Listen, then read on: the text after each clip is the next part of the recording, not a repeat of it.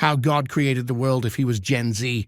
It all began with God getting jacked and juicy, but there was one major problem. The universe was just an empty void, so it was too dark for God to see his gains. So the big man upstairs opened up his majestic mouth and said, "Yo, dog, let there be light." Then, boom, there was light up in that mother. And God was finally able to see his own bodacious bod. God saw the light and was like, yeah, this is freaking sweet. Day 2 came around and God thought to himself, how am I going to top yesterday? Then he had another awesome idea. God decided to create the sky because he knew that thousands of years later, airplanes carrying Amazon packages needed something to fly through.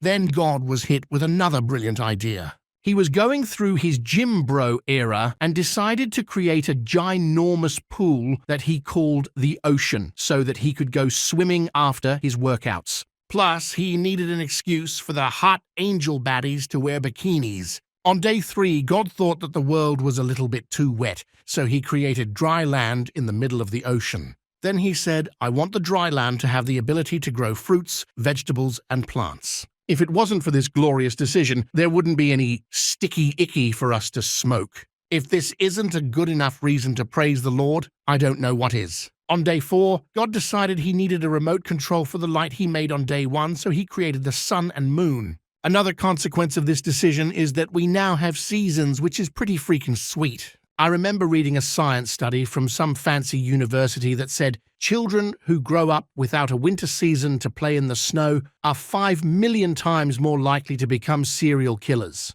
Or even worse, they could grow up to be a Democrat.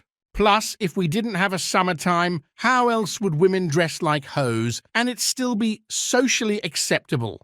Praise the Lord. On day 5, God thought to himself that the sky he made was looking a little empty, so he created tiny monsters called birds to fly through it. The big-ass swimming pool called the sea that God created earlier also needed some sprucing up, so he made fish to swim through it.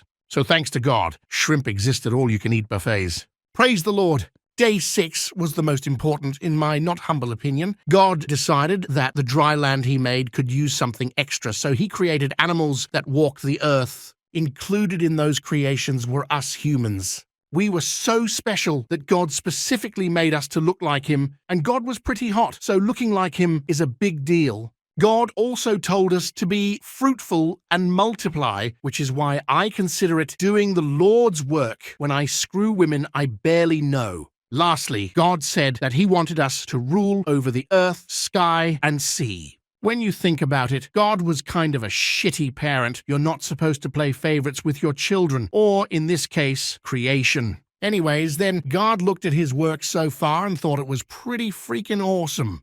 On day 7, the Lord decided to relax on his heavenly sofa, turn on Sunday night angel football, and rest. And that's how the world was created. On a side note, stop being a disappointment to your parents. Hit that subscribe button so they can finally be proud of you.